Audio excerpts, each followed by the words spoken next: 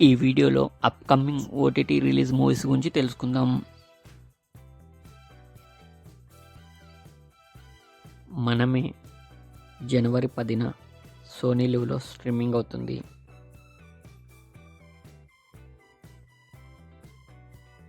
బచ్చల మల్లి జనవరి 18న అమెజాన్ ప్రైమ్లో స్ట్రీమింగ్ అవుతుంది.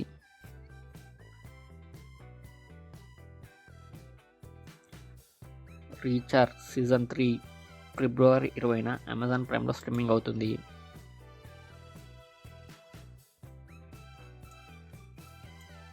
మ్యాక్స్ జనవరి 24న డిజ్నీ ప్లస్ హాట్స్టార్లో స్ట్రీమింగ్ అవుతుంది.